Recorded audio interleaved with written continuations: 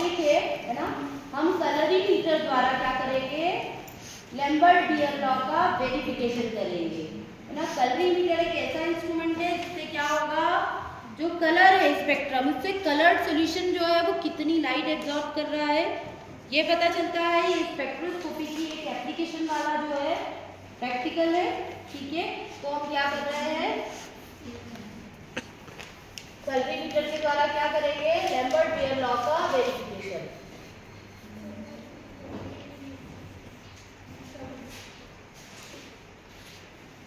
ठीक है। अब देखो इसके दो पार्ट होंगे। आप लोगों ने इंस्ट्रूमेंट देखा कि हमारा जो कलरीमीटर है वो एक इंस्ट्रूमेंट है ना। इसके अंदर क्या होगा, सबसे पहले ये जो हमारा इंस्ट्रूमेंट है ये क्या है, डिजिटल कंडक्टिविटी मीटर। इसमें क्या है, इसके अंदर 4 फिल्टर लगे हुए हैं जो हमने थ्योरी में भी देखा था। ये फिल्टर क्या करते हैं, स्लिट का काम करते हैं। मतलब क्या करते हैं, हमारे जो लैम्बर्ट बीयर लॉ है अगर हम प्रैक्टिकली देखें तो क्या कहता है कि जब भी कोई मोनोक्रोमेटिक लाइट रेडिएशन किसी होमोजीनस मिक्सचर में से चलती है, तो ये देखो ये जो हमारा KMnO4 का मिक्सचर है कैसा है, होमोजीनस है और कैसा है, कलर्ड सोल्यूशन है। इसमें कोई और दूसरा जो है आपको दिखेगा नहीं पार्टिकल तैरता हुआ, है ना। तो ये जो है कलर्ड सॉल्यूशन जो है इसकी हम स्टडी करेंगे, जो कि क्या है हमारा पोटेशियम पर मैग्नेट। इसका फॉर्मूला है KMnO4। क्योंकि हम थ्योरी में पढ़ते हैं कि क्या होता है, कलर्ड सॉल्यूशन जो है उसकी एब्जॉर्बेंस को ये इंस्ट्रूमेंट नाप सकता है। इसे कहते हैं डिजिटल जो है ये क्या है, कलरीमीटर है। क्या है बेटा, ये कलरीमीटर, ठीक है। कलरीमीटर मतलब कलर का जो एब्जॉर्बेंस है उसे पता करता है। जैसे अगर हमारे पानी में कोई गंदगी है, अगर हम इसकी एप्लीकेशन देखें डेली लाइफ में, तो पानी की जो गंदगी है उसको भी ये नाप सकता है। कभी कभी हल्का पीला कलर रहता है जो हमें आंखों से नहीं दिख रहा है, तो हम इसके थ्रू कर सकते हैं। तो इसको हम शुरू कर रहे हैं प्रैक्टिकल को।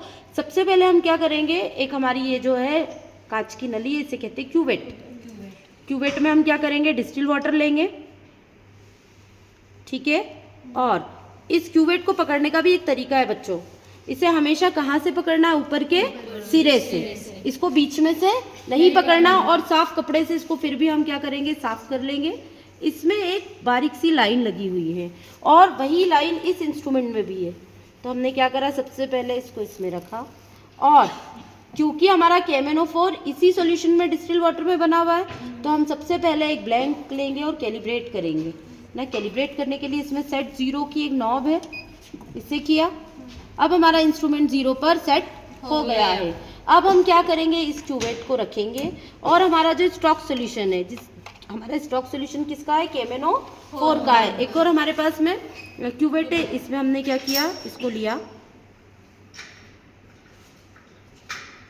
ठीक है। इसे भी हम क्या करेंगे, देखो आप मेरा पकड़ने का तरीका, हाथ ऊपर से पकड़ा है ताकि क्या हो, कोई भी इसके अंदर जो है हमारी फिंगरप्रिंट भी ना आए। इसको हमने साफ किया और क्या किया, अब इसको हमने यहाँ रख दिया। और अब हम क्या करेंगे, कॉपी में एब्जॉर्बेंस को नोट करेंगे। आप लोग नोट डाउन करते जाइए। हमारा एब्जॉर्बेंस कितना बता रहा है, ये 0.04 कितना बता रहा है, 0.07। ये 400 nm पर है। वैसे ही अब हम क्या करेंगे, अगली स्टेप में फिर से, क्योंकि हम पढ़ते हैं कि हर एक सोल्यूशन की अपनी क्या होती है, कि स्पेसिफिक रेंज होती है जिसमें मैक्सिमम एब्जॉर्ब करता है। तो हमने क्या करा, फिर से हमारा जो है क्या रखा, डिस्टिल वाटर, और इस फिल्टर को हमने क्या किया, चेंज। और फिर से अब हमने 420 पे आया है। अब हम क्या करेंगे, सेट 0, ये 0 पे सेट हो गया इंस्ट्रूमेंट। फिर से वही प्रोसीजर, क्या प्रोसीजर रहेगी, हम इसका एब्जॉर्बेंस लेंगे, ठीक है। इस एब्जॉर्बेंस को हम जब लेते हैं, इस एब्जॉर्बेंस को हम ले रहे हैं, तो देखो अभी क्या आई है रेंज, पहले 0.07 थी, अब 0.06, मतलब कुछ ना कुछ एब्जॉर्बेंस ही शो कर रहा है। Yes ma'am. इसी तरह से हम सारे फिल्टर पे चेंज करके देखेंगे कि मैक्सिमम एब्जॉर्बेंस हमें कौन से फिल्टर पर मिल रहा है, ठीक है। फिर हमने इंस्ट्रूमेंट चेंज किया, 480, 0 सेट किया,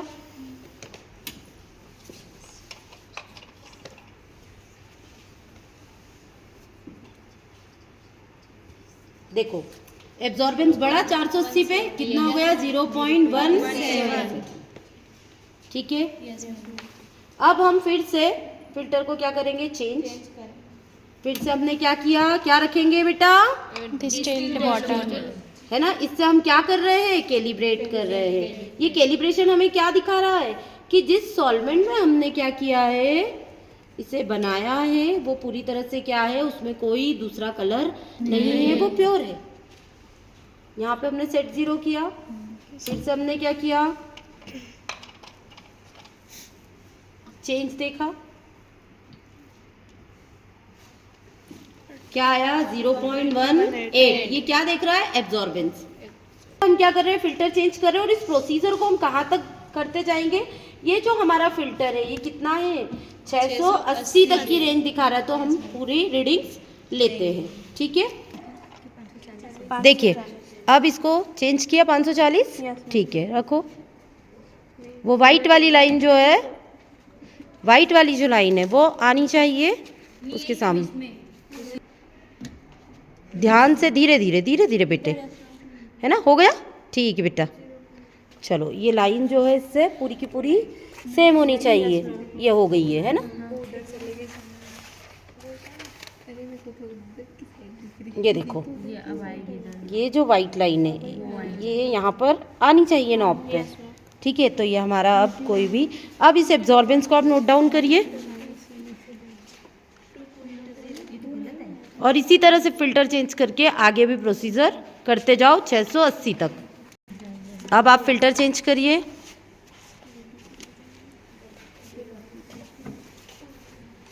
कौन सा फिल्टर सेट किया आपने अभी, 620। ठीक है, नॉब को फिर से वही वाइट कलर जो है, वाइट लाइन को, वेरी गुड, है ना। अभी एब्जॉर्बेंस 0 सेट करिए, ठीक है। अब सॉल्यूशन रखिए,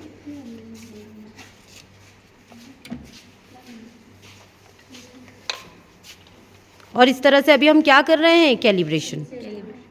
ठीक है,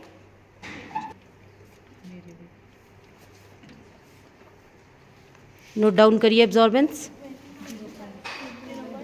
80 पे जो हमारी रीडिंग आई है, कितनी आई है, 0.03। अब इस पूरी रीडिंग को हम क्या करेंगे, नोट डाउन करेंगे और फिर ग्राफ बना के देखेंगे। अभी हमने इंस्ट्रूमेंट से हमारा जो स्टॉक सॉल्यूशन था KMnO4 का, उसको लिया और क्या किया, उसकी लेमड़ा मैक्स निकाली। सबसे पहले हम वेरिफिकेशन के पहले क्या करेंगे, जो भी हमारा सॉल्यूशन उसका क्या निकालेंगे कि वो किस रेंज पर मैक्सिमम एब्जॉर्बेंस दे रहा है। हमने निकाल लिया इंस्ट्रूमेंट से KMnO4 का लेमड़ा मैक्स निकालने के लिए कुछ रीडिंग्स ली। सारे फिल्टर्स पे कितने फिल्टर है, 1 2 3 4 5 6 7 8। हमारे कलरी मीटर में कितने फिल्टर थे, 8। हमने हर फिल्टर पे क्या किया, एक रेंज थी कलर की, हमने क्या किया, मैक्सिमम एब्जॉर्बेंस देखा। इस पूरे रेंज को आपको देख के समझ में आ रहा है कि तो 540 nm क्या है, ये 540 nm है। इस पे हमें सबसे ज्यादा क्या दिख रहा है, एब्जॉर्बेंस दिख रहा है। फिर भी हम इसको ग्राफ बनाकर भी सीखेंगे। अब ग्राफ बनाना है तो देखो हमारी रेंज कहाँ से शुरू हो रही है, 0.03 से, और खत्म कहाँ आ रही है, 0.31 से। तो जो हमारा एक ग्राफ पेपर होता है, आप सभी ने देखा होगा, उसमें हम क्या करेंगे, ये मैं अभी आपको बोर्ड पे बता रही हूँ, आप ग्राफ पेपर पे भी बनाए। हमारा जो ग्राफ है वो किसके बीच बनेगा, एब्जॉर्बेंस और वेवलेंथ। तो नीचे क्या आएगी, वेवलेंथ, ठीक है, इसे कहते हैं लैम्डा। ये क्या है कि ये जो है दो लाइन है, ये हो गई एक्स एक्सिस और ये हो गई वाई। ठीक है, इस वाई एक्सिस पे जो है हमेशा क्या होते हैं, वेरिएबल्स यानी जो संख्या चेंज होने वाली है। तो आपने देखा वेवलेंथ फिक्स है 400 420 480, और इधर क्या आएगा, एब्जॉर्बेंस।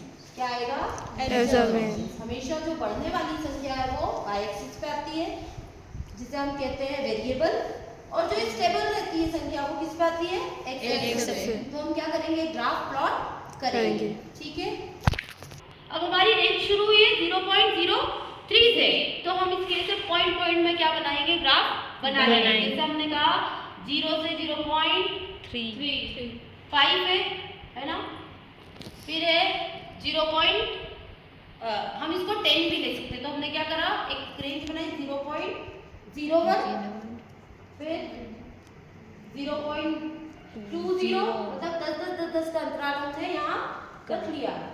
0.30, 0.40, ठीक है। अब हम यहाँ पर क्या लिखेंगे, वेवलेंथ लिखेंगे।